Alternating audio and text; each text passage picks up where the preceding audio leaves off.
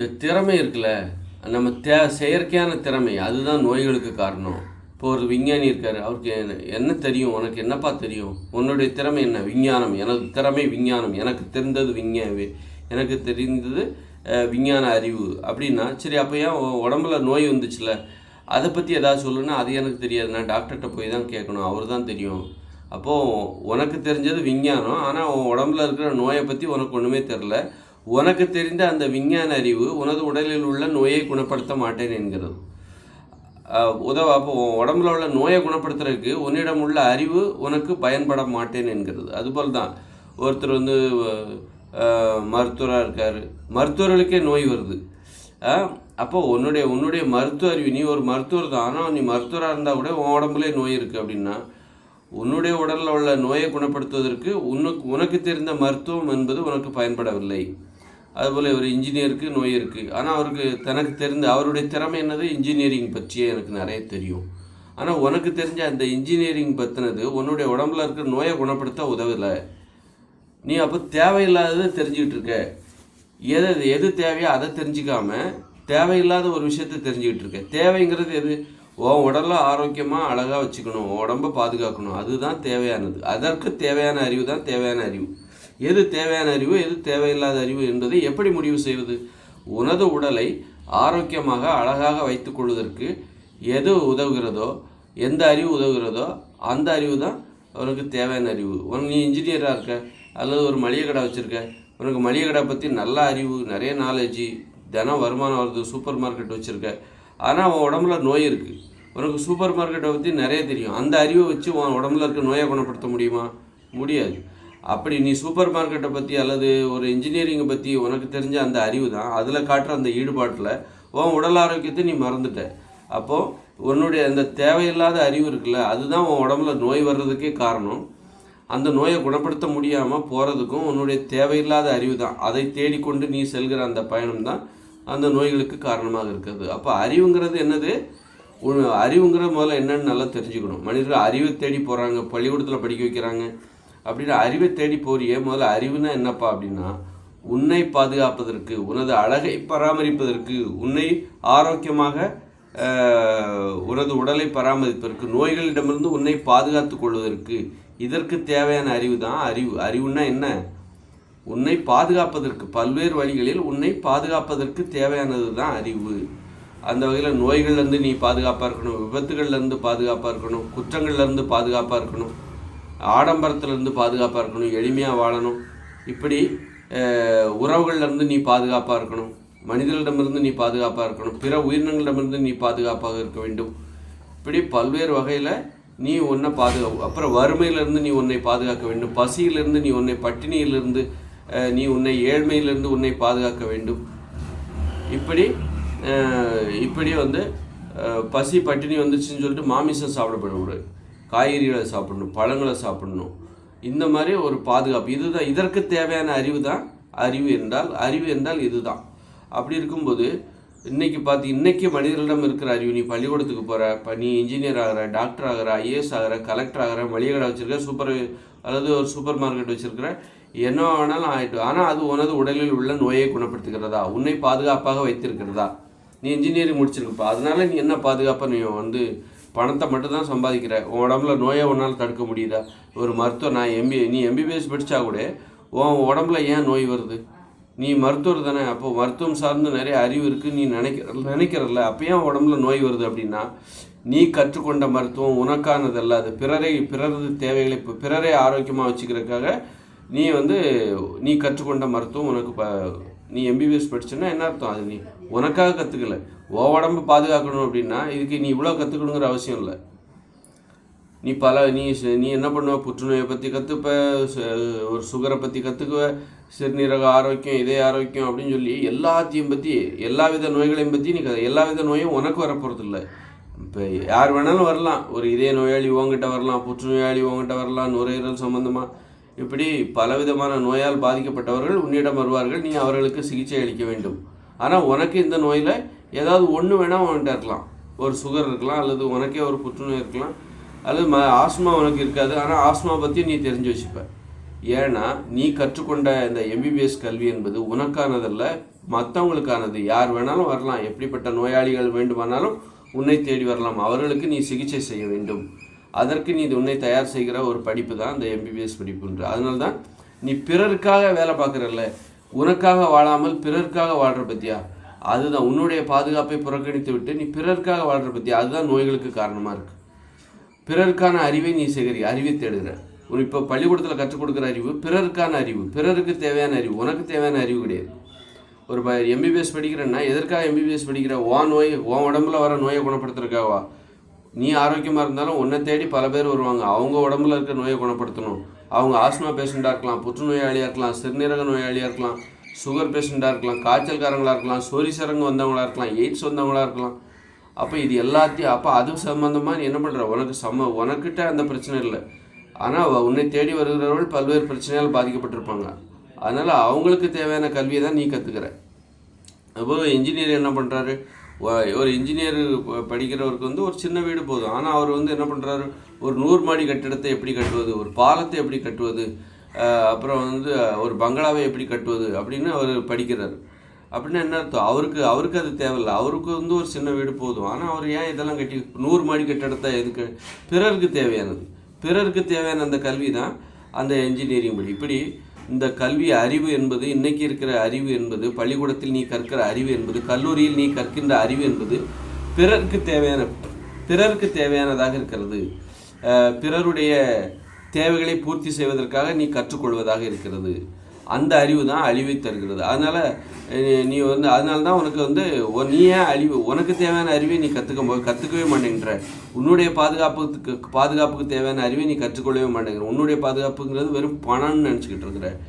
அது இல்லை இப்போ அதனால தான் உனக்கு ஒரு இன்ஜினியருக்கு ஏன் நோய் வருது? அவர் ஒரு அறிவாளி தானே, ஆனால் அவருடைய அறிவு அவரது உடலில் உள்ள நோயை பாதுகாப்பதற்கு உதவி செய்யவில்லை. ஒரு கலெக்டருக்கு ஏன் நோய் வருது அப்படின்னா, அவர் கற்றுக்கொண்ட அந்த கலெக்டர் அறிவு இருக்குல்ல, அந்த அறிவு அவரது உடலில் உள்ள நோயை பாதுகாப்பதற்கு அந்த அறிவு அவர்களுக்கு உதவி இல்லை. ஆனால் அவர் என்ன பண்ணுறாரு? பிறருக்கு தேவையான சேவைகளை செய்வதற்காக கலெக்டருக்கு படிக்கிறாரு, கலெக்டராக வேலை பார்க்குறாரு, பிறரை அப்படி போடுறார், தன்னை புறக்கணித்து விடுகிறார். தன்னை புறக்கணிக்கிற அறிவு தான் இன்றைக்கி அறிவாக பார்க்கப்படுகிறது. ஒரு ஆசிரியர் இருக்கார், அப்புறம் கணித ஆசிரியர், தமிழ் ஆசிரியர், வேதியியல் ஆசிரியர், இயற்பியல் ஆசிரியர் அப்படின்னு ஆசிரியர்லாம் இருக்காங்க. அவங்களுக்கு அந்தந்த துறை சார்ந்து தெரிகிறது, ஆனால் தனது உடலில் உள்ள நோயை குணப்படுத்த தெரியவில்லை. காரணம், பிறருக்கு தேவையான அறிவை கற்றுக்கிறார். அது மாதிரி ஒரு மருத்துவரே இருக்காருன்னு கூட அவருக்கே அவர் உடம்புல உள்ள நோயை குணப்படுத்த முடியலை. காரணம், அவர் பிறருக்கு தேவையான அறிவை தான் அவர் கற்றுக்கொள்கிறார். நம்ம பிறருடைய நோயை தான் நம்மளுடைய உடம்பை நம்ம பாதுகாக்கக்கூடாது, பிறரை தான் நம்ம காப்பாற்றணும், பிறருக்காக நம்மளுடைய ஆரோக்கியத்தை தியாகம் பண்ணணும், பிறருக்காக நம்ம உயிரை கூட கொடுக்கணும் அப்படிங்கிற மாதிரியான ஒரு அடிப்படையிலான ஒரு அறிவை தான் இன்று உலக மக்கள் கற்றுக்கொண்டிருக்கிறார்கள். அதனால் இது அழிவை தருகிற அறிவு, நம்மை பாதுகாக்க உதவாத ஒரு அறிவு, நமக்கு பாதுகாப்பு தராத ஒரு அறிவு தான் இப்போ நாம் கற்றுக்கிட்டு இருக்கிறோம். நமக்கு பாதுகாப்பு தருகிற அறிவு என்பது என்னது? நமது உடலை நோயிலிருந்து பாதுகாக்கக்கூடியது எது? அதுதான் அறிவு. நீ அப்போ உணவு கட்டுப்பாடு, எது நோயை தருமோ அந்த உணவில் சாப்பிடாமல் இருக்கிறது, உடற்பயிற்சி பண்ணணும். இப்படி நம்முடைய ஒட்டுமொத்த கவனமும் நம்மளை சுற்றியே இருக்கணும், நம்மளை பாதுகாப்பதாகவே இருக்கணும். அப்படின்னா நீ பிறரை பாதுகாப்பதற்காக நீ போகாத, பிறருடைய உடம்புல உள்ள நோயை குணப்படுத்துறதுக்காக நீ போகாத, நீ எம்பிபிஎஸ் படிக்காத. உன் உடம்பை நீ பார்த்துக்கோ, உன்னுடைய உடம்பை நோய் வராமல் பார்த்துக்கோ. பிறருடைய உடம்பை நான் நோய் வராமல் பார்த்துக்கிறேன்னு போயிட்டு உன் உடம்பை நீ புறக்கணிச்சு கடைசியில் நீயே நோயாளியாக மாறிடுற. அதனால் கடைசியில் பார்த்தா எம்பிபிஎஸ் படித்தவங்களால பிறருடைய நோயையும் குணப்படுத்த முடியல, தன்னுடைய நோயும் குணப்படுத்த முடியல. நீ பிறரை பார்க்க போகிறனால தான் உன் உடம்பை அலட்சியப்படுத்தினா, அதனால தான் உனக்கு நோய் வந்தது. சரி, பிறரையாவது குணப்படுத்தினியா, பிறருடைய உடலில் உள்ள நோயாவது நீ குணப்படுத்தினியான்னா அதுவும் முடியலை. இந்த உலகத்தில் கோடிக்கணக்கான எம்பிபிஎஸ் மருத்துவர்கள் இருந்தால் கூட இந்த உலகத்தில் நோயாளிகள் இருந்துக்கிட்டே இருக்காங்க. நோய் குணமானது புதிய புதிய நோய்கள் உருவாகிட்டே இருக்குது. அப்போ மனிதர்களுக்கு நம்பிக்கை இழந்து விட்டார்கள். இந்த எம்பிபிஎஸ் படிப்பதில் அர்த்தம் இல்லை. எம்பிபிஎஸ் படிக்கிறதுக்கு கடந்த காலங்களில் மக்கள்கிட்ட ஏன் அவ்வளோ ஆர்வம் இருந்தது? எம்பிபிஎஸ் படிக்கணும், நீட்டு அப்படின்னு ஆர்வம் ஏன் இருந்தது அப்படின்னா, இவர்கள் தான் நோய்களை குணப்படுத்துவார்கள் அப்படின்னா அவர்களுக்கு மக்கள் வரவேற்பு கொடுத்தார்கள், ஆரவாரம் செய்தார்கள். சென்று வாருங்கள், வெற்றியுடன், ஜெய் ஜக்கம்மா, போய் வாருங்கள், எம்பிபிஎஸ் படிச்சுட்டு வாங்க, இந்த உலகத்தில் உள்ள நோயெல்லாம் குணப்படுத்துங்க அப்படின்னாங்க. கடைசியில் பார்த்தா ஒரு 50 வருட வரலாற்றை புரட்டி பார்க்கும்போது கோடிக்கணக்கான மருத்துவர்கள் வந்து விட்டார்கள். பலவிதமான ஒத்துழைப்பு, சகல வசதிகளும் இருக்குது, ஆனால் நோயை குணப்படுத்த முடியலை. எல்லா நோயும் அன்னைக்கு இருக்கிற நோய் இன்றைக்கி இருந்துகிட்டு இருக்கு. இன்றைக்கி நோய் புதுசாக மாறிக்கிட்டே இருக்குது, புதிய புதிய.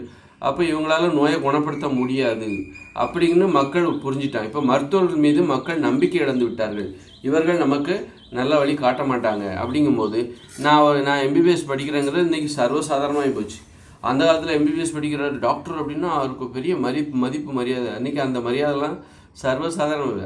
எம்பிபிஎஸ் படிக்கிறியா அப்படியா, ஏன்னா நீ உனக்கு ஒன்றும் பெரிய நோக்கம்லாம் ஒன்றும் கிடையாது, நீ ஒன்றும் நோயை குணப்படுத்த போகிறது இல்லை. ஏன்னா எம்பிபிஎஸ் படிக்கிறவங்களால நோய் ஒன்றும் அது வியாபாரத்தோடு தொடர்பாகி போச்சு. அதனால எம்பிபிஎஸ்ஸோ அல்லது ஒரு வழக்கறிஞரை பார்த்தா அன்றைக்கி மக்களுக்கு ஒன்றும் பெரிய மரியாதை கிடையாது. அவங்க ஒன்றும் சட்டத்தை பாதுகாக்க போகிறதில்ல.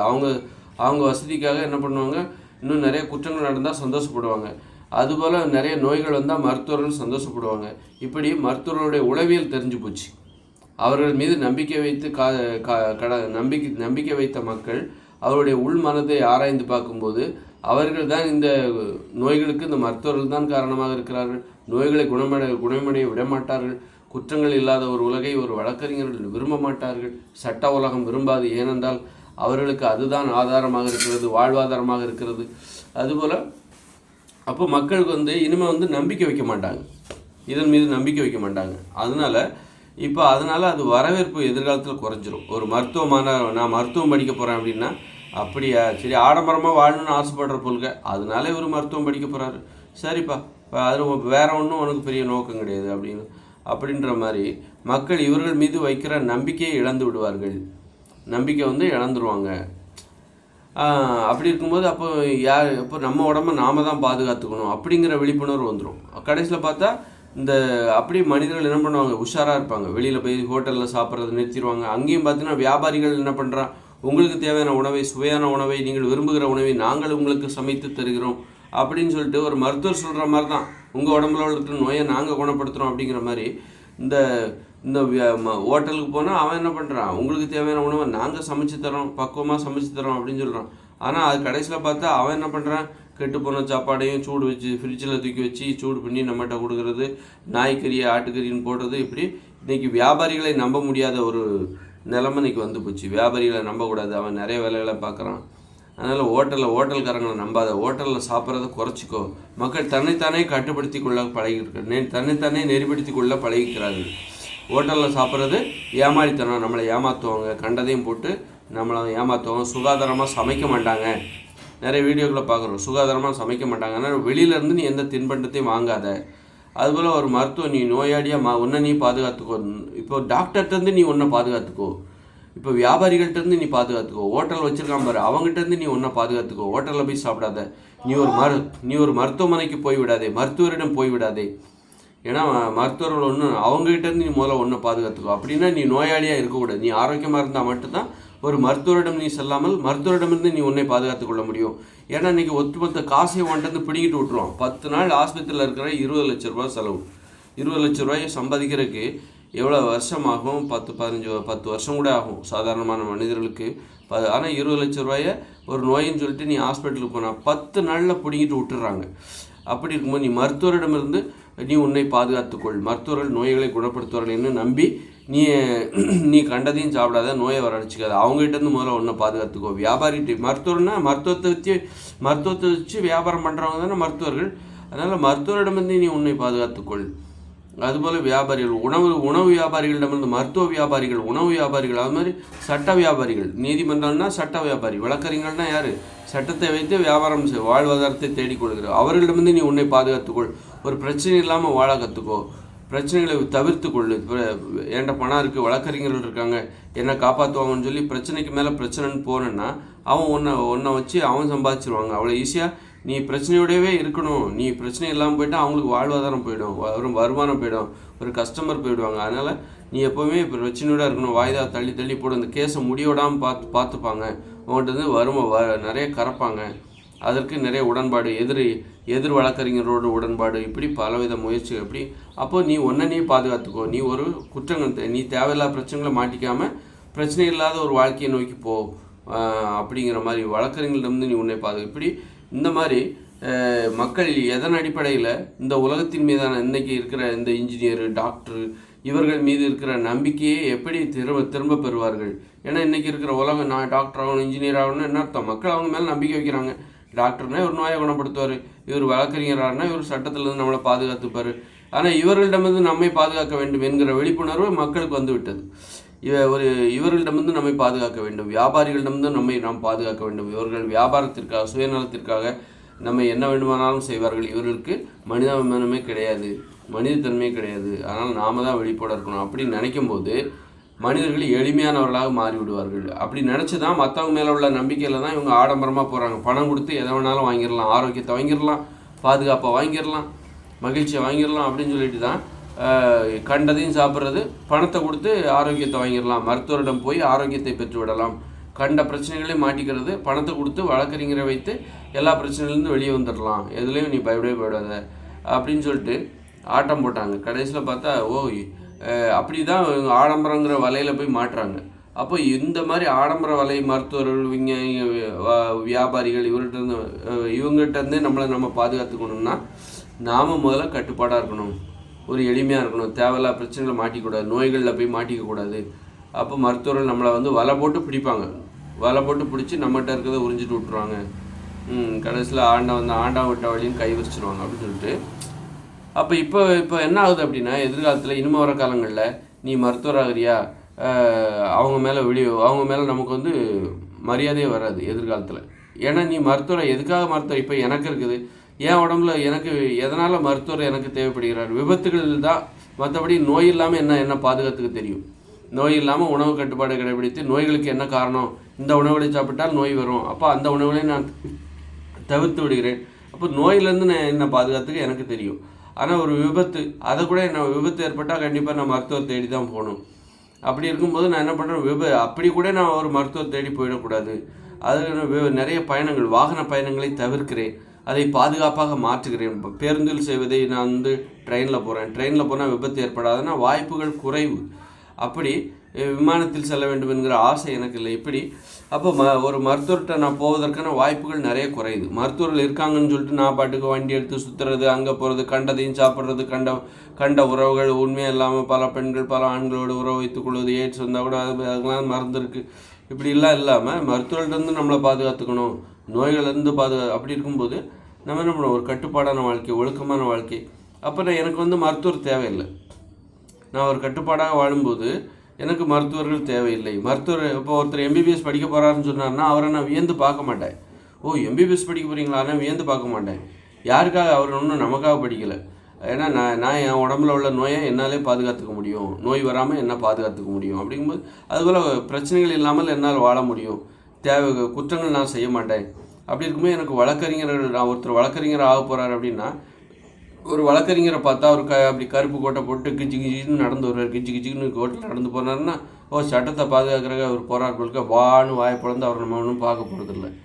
ஏன்னா நம்ம அப்போ இப்படி, ஏன்னா நான் அது யார் பார்ப்பா அப்படின்னா, ஒரு குற்றங்கள் செய்கிற ஒருத்தருக்கு தான் ஒரு வழக்கறிஞரை பார்த்தா, நீதிபதியை பார்த்தா, குற்றங்கள் செய்கிறவர்களுக்கு பெரிய பெரிய பிரச்சனைகளில் மாட்டிப்பாங்க, அல்லது ஒரு மக்களுக்காக மிகப்பெரிய பிரச்சனைகளையும் போராடுகிறவர்கள், இவர்களுக்கு தான் இவங்களை பார்த்தா கடவுள் மாதிரி தெரியும். அதுவே நம்ம எந்த பிரச்சனையும் போகிறதில்ல, நம்ம ஒரு கெட்ட வார்த்தை கூட பேசுறதில்ல, பிறருக்கு துன்பம் செய்யாமல், பிறருக்கு இடையூறு செய்யாமல் எளிமையாக வாழும்போது நமக்கு எதுக்கு வழக்கறிஞர்? அப்படிங்கும்போது வழக்கறிஞரை பார்த்தா நமக்கே அந்த வியப்பு வரப்போகுது.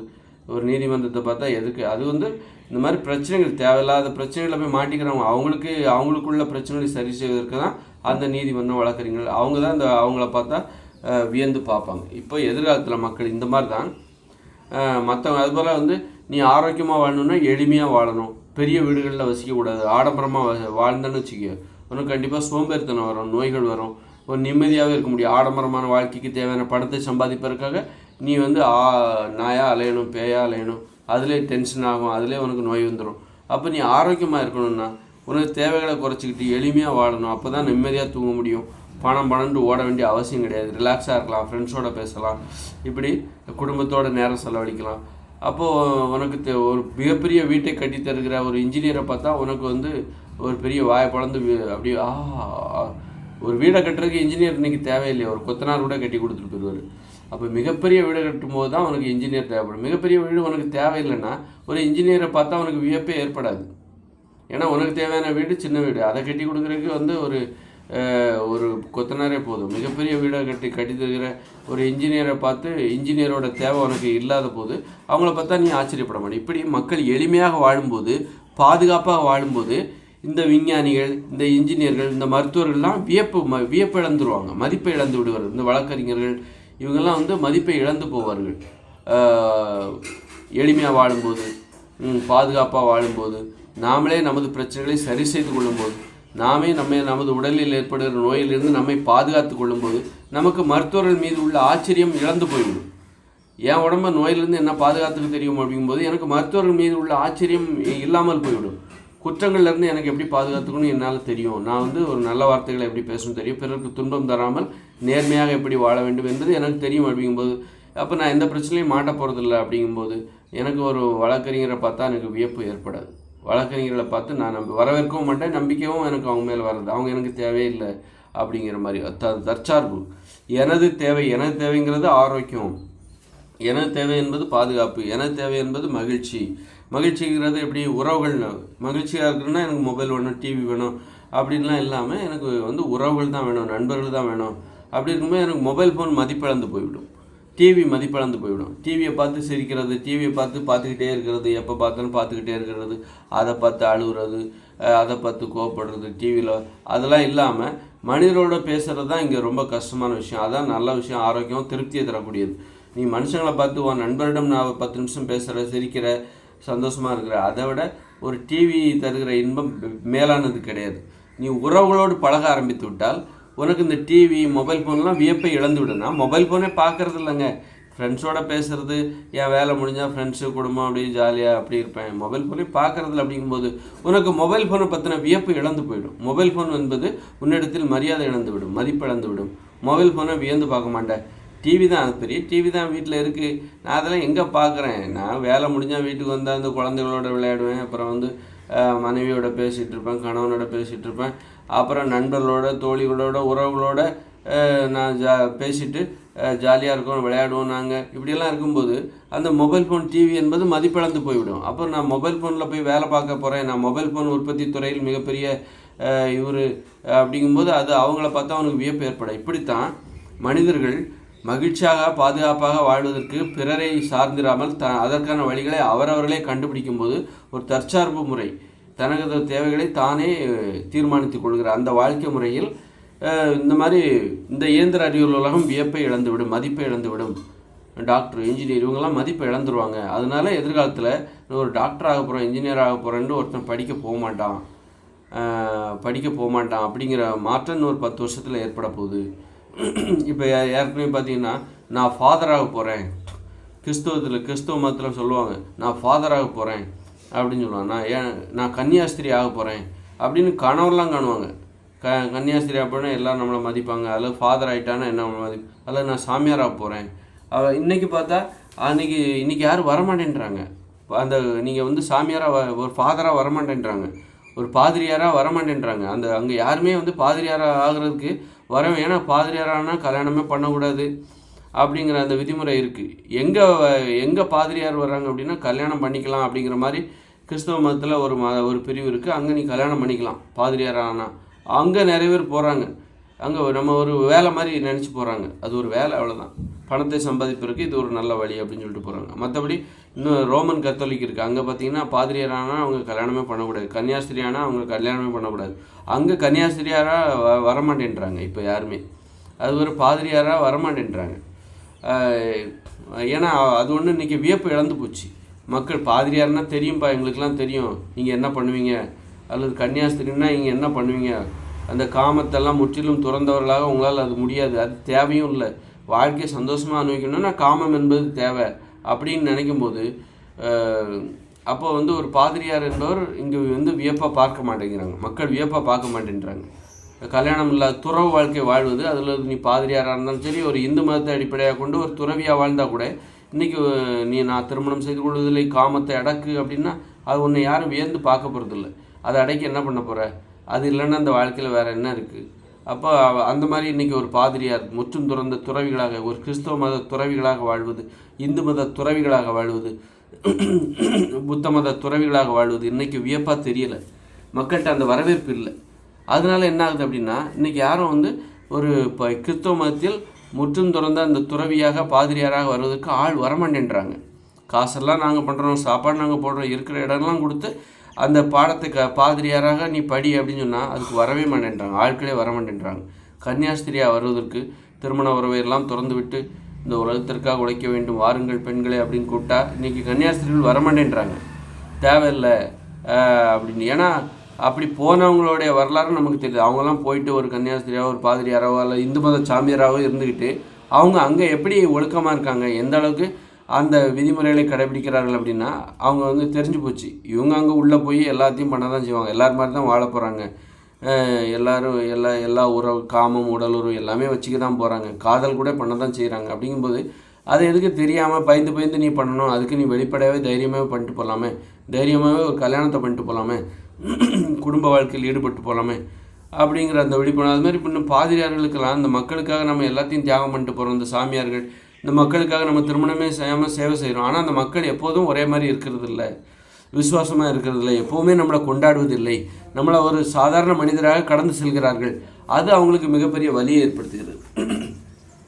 இந்த பாதிரியார் ஆகிறாங்களா அவங்களுக்குலாம் வந்து அல்லது கிறிஸ்தவ மத துறவி, இந்து மத துறவி, புத்த மத துறவிகள்லாம் என்ன பண்ணுறாங்க, என்னடா இந்த மக்களுக்காக தான் நாம் வந்து குடும்ப வாழ்க்கையை தியாகம் பண்ணுறோம், திருமண வாழ்க்கையை தியாகம் பண்ணுறோம், காதல், உடலுறவு, காமம் எல்லாத்தையும் தியாகம் பண்ணிட்டு மக்களுக்காக போகிறோம். ஆனால் இந்த மக்கள் நம்மளை கொண்டாடாமல் சாதாரணமாக கடந்து போகிறாங்க, கண்டுக்க மாட்டேன்றாங்களே. அடாடா என்னடா இது, இவங்களுக்காக நாம் வந்து ஒரு துறவியாக மாறணும், எல்லாத்தையும் முற்றும் துறந்த துறவியாக இவங்களுக்காக மாறணும், ஒரு கன்னியாஸ்திரி வருகிறேன் என்னை கண்டுகொள்ளாமல் கடந்து செல்கிறார்கள், சாதாரண மனிதராக கடந்து செல்கிறார்கள், பார்க்க கூட மாட்டேன்றாங்க. நான் ஒரு எம்பிபிஎஸ் டாக்டர் வரேன், என்ன பார்க்கவே மாட்டேன்றாங்க, எம்பிபிஎஸ் டாக்டராக இருந்தாலும் எல்லாரோடையும் தான் இருக்கிறேன், சகஜமாக கடந்து போகிறாங்க. அதுபோல் நான் இன்ஜினியராக இருக்கேன், சகஜமாக கடந்து போகிறாங்க, அதுக்கு இன்னும் தூக்கி வச்சு கொண்டாட மாட்டேன்றாங்க. ஏன்னா அதுக்காக தான் இவங்க என்ன இருக்குது, பாதிரியார் ஆகிறது, இன்ஜினியர் ஆகிறது, மருத்துவர் ஆகிறது, விஞ்ஞானி ஆகிறது, நமக்கு சிவப்பு கும்பலம் விரிப்பாங்க, மக்கள்லாம் நமக்கு சிவப்பு கும்பலம் விரிப்பாங்க, நான் ஒரு விஞ்ஞானி ஆகிட்டா வியந்து வாயை பொழந்து பார்ப்பாங்க அப்படின்னு பார்த்தா இன்றைக்கி மக்கள் எல்லாருமே வந்து இன்ஜினியராகவோ டாக்டரோ ஆகிட்ட ஒரு சர்வசாதாரணமாக கடந்து போகிறாங்க, சகஜமாக கடந்து போகிறாங்க. அந்த வியப்பு அதை எதை எதிர்பார்த்து வந்தாங்களோ அது இன்றைக்கி கிடைக்கல. அதனால் அவங்களுக்கு ஏமாற்றம், மக்களும் அவங்க மேலே இன்றைக்கி இருக்கிற நம்பிக்கை, அவர்கள் வர வேண்டும் என்கிற அந்த அதற்கு கொடுத்த ஆதரவு இதெல்லாம் இன்றைக்கி குறைஞ்சி போச்சு. இவர்கள் எல்லாம் சுயநலவாதிகள் தான், எல்லாருமே சுயநலவாதிகள் தான். யாரும் வந்து ஒருத்தர் வந்து நான் முதலமைச்சராக போகிறேன், அரசியல்வாதி போகிறேன்னா இவன் என்ன ஆகி அவன் குடும்பத்துக்கு தான் உழைக்க போகிறான் அப்படிங்கும்போது ஒரு அந்த அரசியல்வாதியான விட அவங்க எந்த அரசியல்வாதிக்கும் நீங்கள் வரவேற்பு இல்லை, மரியாதை இல்லை, சர்வசாதாரணமாக மக்கள் அவர்களை கடந்து செல்கிறார்கள். இது அவர்களுக்கு அதனால என்ன ஆகுன்னா மக்கள் இனிமேல் தனக்காக வாழ ஆரம்பித்து விடுவார்கள், பிறர்க்காக வாழ்வதை விட்டு விடுவார்கள். பிறர்க்காக வாழும்போது மக்கள் என்ன எதிர்பார்க்குறாங்க, நான் அந்த மக்களுக்காக வாழணும்னு ஆசைப்பட்றேன், ஆனால் அந்த மக்கள் என்ன தூக்கி வச்சு கொண்டாட மாட்டேன்றாங்க, என்னை வந்து வரவேற்க மாட்டேன்றாங்க. நான் ஒரு மருத்துவர் ஆகணும்னு நினைக்கிறேன், பிறர்க்காக தான் நான் மருத்துவர் ஆகிறேன், ஆனால் அந்த மக்கள் என்ன கண்டுக்க மாட்டேன்றாங்க, என்னை அவ்வளோ சர்வசாதாரணமாக கடந்து செல்கிறார்கள். அதுபோல் நான் விஞ்ஞானி ஆகிறேன், பிறர்க்காக தான் நான் விஞ்ஞானி ஆகிறேன், என்ன சர்வசாதாரணமாக கடந்து போகிறாங்க, என்ன கண்டுக்கவே மாட்டேன்றாங்க. அப்படி அந்த மாதிரி நான் ஒரு பாதிரியார் ஆகிறேன், ஏன் இவங்களுக்காக தானே நல்ல வழிகளை சொல்லி மக்களை, பிறருக்காக தானே நான் பாதிரியார் ஆகிறேன், கன்னியாஸ்திரி ஆகிறேன், ஆனால் கண்டுக்கவே மாட்டேன்றாங்க, சாதாரணமாக கடந்து போகிறாங்க. ஒரு பஸ் ஸ்டாண்டில் ஒரு பஸ்ஸில் உட்கார கூட இடம் தர மாட்டேன்றாங்க இந்த மக்கள் அப்படின்னு சொல்லிட்டு, உட்கார இட மாட்டேன், எந்திச்சு உட்கார மாட்டேன்றாங்க, உட்காருங்க. அவங்க பார்வையில் பார்த்தா கொஞ்சம் கூட மரியாதை இல்லை, கொஞ்சம் கூட வரவேற்பு. என்னடா இவங்களுக்காக நம்ம அப்போ நம்ம என்ன பண்ணணும், நமக்காக நாம் வாழணும், நமக்காக, நம்மை சார்ந்தவர்களுக்காக, நமக்கு பிடித்தவர்களுக்காக, வேறு எனக்காக மட்டும் கிடையாது, எனக்காக தனக்காக என்று இல்லாமல் தனக்கு பிடித்தவர்களுக்காக, எனக்கு நேரடியாக தெரிந்தவர்களுக்காக வாழ வேண்டும். தெரியாதவங்ககிட்ட இருந்தெல்லாம் நீ புகழ பெறணும்னு எதிர்பார்க்குறது. ஒரு பாதிரியார் அல்ல இன்ஜினியர், மருத்துவர், தெரியாதவர், அவர் மருத்துவம் செய்கிற நோயாளிகள் யாருன்னே தெரியாது, அவருக்கு ஒரு மருத்துவம் பண்ணிகிட்டு இருப்பார். ஒரு இன்ஜினியர் யாருன்னே தெரியாதவங்களுக்கு வீடு கட்டி கொடுத்துட்ருப்பார், ஆனால் அது காசு வாங்குறாரு. அதுபோல் இருந்தாலும் யாருன்னே தெரியாதவங்க தானே, என்னடா. ஆனால் அவங்க யாருமே வந்து அப்போது இந்த மாதிரி யாருன்னே தெரியாதவங்களுக்காக வாழாமல் நமக்கு தெரிந்தவர்களுக்காக உதவி செய்து கொண்டு வாழ வேண்டும், நமக்கு தெரிந்தவர்களுக்காக உதவி செய்ய வேண்டும், நமது உறவுகளுக்காக, நமக்கு பிடித்தவர்களுக்காக உதவி செய்து வாழ வேண்டும். அதுதான் வந்து சரியான வாழ்க்கை. அதுக்காக நம்ம யாருக்கும் உதவி செய்யாமலாம் வாழ முடியாது. மனிதர்களை பற்றி நம்ம தப்பாக கற்பித்து யாருக்கும் நம்ம உதவி செய்ய வேண்டிய அவசியமே இல்லைப்பா அப்படின்லாம் நம்ம வாழ முடியாது. யாருக்காக நம்ம உதவி செஞ்சு தான் ஆகணும். அப்போ நமக்கு யாருக்கு உதவி செய்யலாம், நியாயமாக யாருக்கு உதவி செய்யலாம், நமக்கு யார் உதவி செய்கிறார்களோ அவர்களுக்கு உதவி செய். நமக்கு யார் பிடிச்சிருக்கோ அவங்களுக்காக உதவி செய். பிடிக்காதவங்களுக்கு, நமக்கு பிடிக்காதவங்ககிட்ட உதவியை பெறவும் செய்யாத, அவங்களுக்கு உதவி செய்யவும் செய்யாத. அவங்ககிட்ட நீ பழகவே பழகாத, அதுக்காக அவங்ககிட்ட போய் சண்டை போடாத. பிடிக்காதவர்களிடம் எப்படி நாகரிகமாக நடந்து கொள்வது, பிடித்தவங்களோட நம்ம ஒரு வாழ்க்கை, பிடித்தவங்களுக்கு உதவி செஞ்சுக்கிட்டு பிடித்தவங்களுக்காக வாழ்ந்து கொண்டு பிடித்தவர்களிடம் உதவியை பெற்றுக்கொண்டு நாம் நமக்காக வாழ வேண்டும். நமக்காக வாழும்போது நமக்கு யாரெல்லாம் உதவி செய்கிறார்களோ அவர்களுக்காக வாழ வேண்டும். நேரடியாக தெரியணும் நான் யாருக்காக உதவி செய்கிறேன் அப்படிங்கிறத எனக்கு நேரடியாக அவங்களுக்கு தெரியணும். அவங்கள பற்றின வரலாறு எனக்கு வேணும். நான் ஒரு மருத்துவராக இருக்கேன் அப்படின்னா என்னிடம் மருத்துவம் பெறுகிறவர் யார், அவர்களுடைய என்ன தகுதி இருக்குது, எனக்கு பிடிச்சிருக்கா இல்லையா, அதெல்லாம் எனக்கு தெரியணும். பிடிக்காத ஒருத்தருக்கு நான் ஏன்ப்பா மருத்துவம் பார்க்கணும், அந்த கேள்வி வருதில்ல. நான் பிடிக்காத, எனக்கு பிடிக்கவே இல்லை, அவனுக்கெல்லாம் நான் எதுக்கு மருத்துவம் படிக்கணும், அவனுக்காகலாம் மருத்துவம் படிக்கிறதுக்கு நான் ஏன் கஷ்டப்பட்டு படிக்கணும். ஒரு தகுதியே இல்லாத ஒரு மருத்துவர்கிட்ட ஒரு தகுதியே இல்லாத ஒரு நேர்மையான மருத்துவரிடம் ஊழல் செய்கிற ஒருத்தன், ஏமாத்துறவன், கடவுள்னா திருப்பி கொடுக்க மாட்டான், கொலைகாரன், குற்றவாளி, அவெல்லாம் கூட மருத்துவம் பார்ப்பான். ஆனால் அந்த மருத்துவருக்கு தெரியாது இவன் ஒரு கொலைகாரன், இவன் ஒரு குற்றவாளின்னு தெரியாது. அப்போ இந்த மருத்துவர் என்ன பண்ணுறாரு, யாருக்காகலாம் மருத்துவம் பார்க்கணும், இவர்கிட்ட மருத்துவம் பார்க்குறவங்க நல்லவங்களும் வருவாங்க, கெட்டவங்களும் வருவாங்க, எல்லாருமே வருவாங்க. எல்லாருக்குமாவும் தான் அவர் படிக்கிறாரு.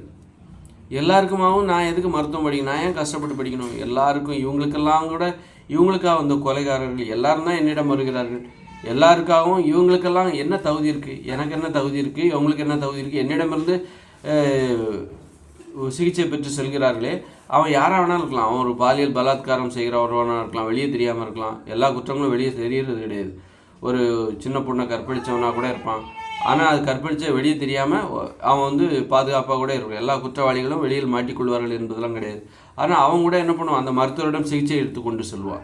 அப்போ எதனால் இந்த பிரச்சனை வருது அப்படின்னா, யாருன்னே தெரியாதவர்களுக்கு நீ உதவி செய்யும்போது உன்னிடம் சிகிச்சை பெறுகிறவர் யாராக வேண்டுமானாலும் இருக்கலாம், யார் வேண்டுமானாலும் இருக்கலாம். அவர் நல்லவராக இருக்கலாம், கெட்டவராக இருக்கலாம். ஆனால் அவங்களுக்கு எல்லாத்தையும் சேர்த்து தான் நீ மருத்துவம் படிக்கிற, கஷ்டப்பட்டு படிக்கிற. அப்போ நாம் நம்மளை கட்டுப்பாட்டுக்குள்ள வச்சுக்கணும். நம்மிடமிருந்து உதவி பெறுகிறவங்க யாருன்னு நமக்கு தெரியணும். அவங்களுக்கு தான் நம்ம உதவி செய்யணும். நம்மிடமிருந்து உதவி பெறுவதற்கு ஒருவருக்கு தகுதி வேண்டும். நம்மிடமிருந்து நமது உழைப்பை உதவியாக பெறுகிறவருக்கு ஒரு தகுதி வேண்டும். இந்த மாதிரி யாருன்னே தெரியாமல் தகுதி இல்லாதவர்கள், கேவலமான பிறவிகள்லாம் கூட நம்மகிட்டேருந்து உதவியை பெற்றுட்டு போகிறாங்க. அப்படி இருக்கும்போது நாம் ஏமாளியாக அந்த இடத்துல இருக்கிறோம். ஒரு இழிச்சவாயினா ஒரு நேர்மையான டாக்டர்கிட்ட ஒரு சமூக விரோதி, அவன் ஒரு பெண்ணை கற்பழிச்சிருப்பான், வெளியே தெரியாமல் இருக்கும், கவனம் வாங்கிட்டு திருப்பி கொடுக்க மாட்டான், கேவலமான மனித பிறவியாக இருப்பான். ஆனால் வெளியே தெரியாது, அதிகமாக வெளியே தெரியாது. அவன் உடம்பு சரியில்லைன்னா அந்த மருத்துவர்கிட்ட சிகிச்சை எடுத்துகிட்டு போவான். நீங்கள் சிகிச்சை எடுத்து போய்ட்டு, ஆனால் அந்த மருத்துவர் தெரியாது ஒரு பாலியல் குற்றவாளின்னு தெரியாது. இந்த அவன் பாலியல் குற்றவாளி என்பது இந்த மக்களுக்கும் தெரியாமல் இருக்கலாம். இன்றைக்கி என்ன வேணாலும் நடக்கலாம். அந்த உலகத்தில் எவ்வளோ குற்றங்கள் நடக்குது, வெளியே தெரிகிறது ஒரு 10% தான், தெரியாமல் நடக்கிற குற்றங்கள் நிறைய இருக்குது. அப்படி இருக்கும்போது ஒரு மருத்துவர் யாருக்கெல்லாம் சிகிச்சை செய்கிறார்கள், ஒரு மோசமான கெட்ட பண்புடையவர்கள். ஆனால் அந்த மருத்துவருக்கு தெரியாது இவர் கெட்ட பண்புடையவர், இவர் பாலியல் குற்றவாளி என்பது அந்த மருத்துவருக்கும் தெரியாது, இந்த உலகத்துக்கும் தெரியாது. ஆனால் அந்த பாலியல் குற்றவாளிக்கும் சிகிச்சை செய்கிறார் இந்த மருத்துவர். அப்போது அந்த மருத்துவருடைய நிலைமை நினச்சி பாருங்கள். உண்மையிலே அவன் ஒரு பாலியல் குற்றவாளி, ஒரு சின்ன பெண்ணை கற்பழித்தவன், அல்லது கேவலமானவன் அப்படின்னு தெரிஞ்சால், ஒரு கொலைகாரன் தெரிஞ்சால் அந்த மருத்துவர் அவனுக்கு சிகிச்சை செய்வாரா? செய்ய மாட்டார். அப்போ ஏன் அவர் சிகிச்சை செய்கிறாரு? இங்கே நம்ம பிறருக்காக சேவை செய்கிறோங்கிற பேரில் யாருன்னு தெரியாமலே நாம் அவங்களுக்கு சேவை செய்வதற்கு தயாராகிவிட்டோம். அப்படி இருக்கும்போது தகுதி கேவலமானவர் அவர்களெல்லாம் உனது உழைப்பை பயன்படுத்துகிறார்கள். நீ அவர்களுக்காகவெல்லாம் தான் நீ கஷ்டப்பட்டு படிக்கிற. அப்போ நீ ஏமாற்றப்படுகிறாய். அந்த இடத்தில் நீ ஒரு இழிச்சவாயனாக ஆகிறாய். ஆதலால் நம்ம என்ன பண்ணோம் அப்படின்னா, நம்மிடமிருந்து உதவி பெறுகிறவர்கள் நமக்கு தெரிந்தவர்களாக இருக்க வேண்டும், நம்முடன் பழகுகிறவர்களாக இருக்க வேண்டும். நான் உதவி செய்கிறவருக்கும் ஒரு தகுதி வேண்டும். நான் யாருக்கு உதவி செய்கிறேனோ அவருக்கு ஒரு தகுதி வேண்டும். தகுதி உடையவர்களுக்குத்தான் நான் உதவி செய்ய வேண்டும். தகுதி இல்லாத ஒரு கேவலமானவர்கள் தான் என்னிடமிருந்து உதவியை பெற்றுவிடக்கூடாது. அதற்கு வழி செய்கிற ஒரு நடைமுறை தான் இன்றைக்கி உலகத்தில் இருக்குது. இன்றைக்கி நீங்கள் ஒரு வியாபாரியாக இருக்கலாம், நல்லவராக இருக்கலாம், பண்புடையவராக இருக்கலாம், ஒழுக்கமானவராக இருக்கலாம், அநீதியை கண்டு பொங்குகிறவராக இருக்கலாம். ஆனால் உங்களிடம் உங்கள் கடையில் பொருள் வாங்குகிறவர்கள் ஒரு சமூக விரோதியாக இருக்கலாம், ஆனால் அவரை பற்றி உங்களுக்கு தெரியாது, அவரை பற்றி உலகத்துக்கும் தெரியாது. தெரியாமல் உன்னுடைய உழைப்பை பயன்படுத்தி கொண்டு செல்லு, அவருக்காக தான் நீ உழைக்கிற, அப்போ அவருக்கு நீ உதவி செய்கிறன்னு தானே அர்த்தம். அந்த மாதிரி அப்போ அதற்கு தான் இந்த உலகம். அப்போ ஒருத்தர் விழிப்போடு இருக்கிறதுங்கிறது என்ன தெரியுமா? ஒரு ஆணா பெண்ணோ விழிப்போடு இருப்பது என்பது தன்னுடைய உழைப்பை, தன்னுடைய உதவியை பெறுவது ஒரு தகுதி இருக்குதான்னு பார்க்கணும். தகுதி உடையவர்களுக்கு மட்டும்தான் நாம் உதவி செய்ய வேண்டும். அப்படின்னா அவர் நமக்கு தெரிந்தவராக இருக்கணும், நமக்கு பழக்கமானவராக இருக்கணும், அவர் நமக்கு உதவி செய்ய வேண்டும். உதவி செய்கிறவருக்கு தான் நாமளும் உதவி செய்யணும். அவர் தகுதியானவருக்கு தான் நாமளும் உதவி செய்வோம். தகுதியானவரிடமிருந்து நாம் உதவியை பெற வேண்டும். அப்போ தெரிஞ்சிருக்கணும். அப்படிங்கும்போது இன்றைக்கி இருக்கிற நடைமுறை இருக்குல்ல, இன்ஜினியர் ஆகிறது, டாக்டர் ஆகிறது, விஞ்ஞானி ஆகிறது, ஒரு விஞ்ஞானியோட உழைப்பை சமூக விரோதிகள் கூட தான் பயன்படுத்துகிறாங்க. அதனால் இனிமேல் மக்கள் என்ன பண்ணுவாங்க, ரொம்ப வெளிப்போடு இருக்கும்போது நம்ம யாரும் ஏமாத்திடக்கூடாது. நாம் ஒரு கேவலமான, நமக்கு தெரியாதவர்களுக்காக நம்ம உழைக்கக்கூடாது. தெரியாதவங்க நல்லவங்களாக இருக்கலாம், கெட்டவங்களாக இருக்கலாம். அதனால் நமக்கு தெரிஞ்சவங்களாக இருக்கணும், நல்லவங்களாக இருக்கணும், தகுதியானவர்களாக இருக்கணும். அவர்களுக்காகத்தான் நான் உதவி செய்வேன், அவர்கள் நல்லா இருக்கணும்னு தான் நான் உதவி செய்வேன் அப்படின்னு நினைக்கும்போது ஒருத்தர் மருத்துவர் ஆகணும்னே நினைக்க மாட்டார். ஏன்னா நான் மருத்துவரானா என்னிடம் மருத்துவம் பெறுகிறவர் நல்லவங்களா கெட்டவங்களான்னு எனக்கு தெரியாது. தகுதியானவங்களா கேவலமானவங்களா கூட இருக்கலாம், ஆனால் அவர் என்னுடைய உழைப்பை பயன்படுத்தி கொண்டு சென்று விடுவார். நான் ஒரு இன்ஜினியராக இருப்பேன், அல்லது என்னிடம் நான் ஒரு கட்டிட பொறியாளராக இருப்பேன், என்னிடம் ஒரு கட்டடத்தை கட்டி கொடுங்கள் என்று வருகிறவர் ஊழல் பண்ணி மக்களை ஏமாற்றி லஞ்சம் வாங்கி அந்த பணத்தை தான் என்னிடம் கொடுத்து எனக்கு ஒரு வீடு கட்டி கொடுங்குறாரு. அப்போ அவருக்கு நான் உதவி செய்கிறேன், ஆனால் அவர் இந்த மாதிரி ஆளுங்கிறது எனக்கு தெரியாது. அப்போ அப்படிப்பட்டவருக்கெல்லாம் நான் உதவி செய்வதற்கு இந்த கல்வி முறை காரணமாக இருக்கிறது. கல்வி முறை அப்போ அந்த மாதிரிலாம் நான் ஏமாற்றப்பட்டு விடக்கூடாது. ஒரு மறைமுகமாக கூட நான் ஏமாற்றப்பட்டு விடக்கூடாது. எனது உழைப்பை ஒரு தகுதியற்றவர்கள் பயன்படுத்தி விடக்கூடாது. அதுக்கு என்ன காரணம்? நாம் தெரியாதவங்களுக்கெல்லாம், யாருன்னே தெரியாதவங்களுக்கெல்லாம் உதவி செய்கிற அளவுக்கு செய்கிற ஒரு கல்வி முறையை நாம் கற்றுக்கொள்கிறோம். அப்போ எதிர்காலத்தில் இனிமேல் யாரும் எந்த வகையிலையும் என்ன ஏமாற்றி விடக்கூடாது, அப்படிங்கிற மாதிரி நம்முடைய உழைப்பை பயன்படுத்தி விடக்கூடாது என்பது. அப்போ நமக்கு தெரிஞ்சவங்களுக்காக உதவி செய்யணும், நம்மளோட பழகியவர்களுக்காக, நமக்கு பிடித்தவர்களுக்காக, நமக்கு உதவி செய்கிறவர்களுக்காக நேரடியாக நான் பார்க்கணும். நான் யாருக்காக உதவி செய்கிறேங்கிறத நான் பார்க்கணும். அவங்க நமக்கு பிடிச்சவங்களாக இருக்கணும், அவங்களுக்காக தான் நான் உதவி செய்வேன். என்னுடைய உழைப்பு எனக்கு பிடித்தவர்களுக்காக. எனக்கு பிடித்தவர்கள் தான். நான்னா யார்? நான் மட்டும் கிடையாது, எனக்கு பிடித்தவர்கள் எல்லாரும் சேர்ந்தது தான் நான் என்பது. அப்போது எனது உழைப்பு எனக்காக. எனது அப்படின்னா என்ன அர்த்தம்? எனக்கு பிடித்தவர்கள் எல்லாம் சேர்ந்தது தான் எனது என்று பொருள். அப்போ நான் எனது என்பது எனக்கு என்பது என்னது? அதுக்குள்ளே எனக்கு பிடித்தவர்கள், எனக்கு தெரிந்தவர்கள், எனக்கு உதவி செய்கிறவர்கள் அப்படிங்க. அப்போ அவங்களுக்காக தான் நான் உழைப்பேன்.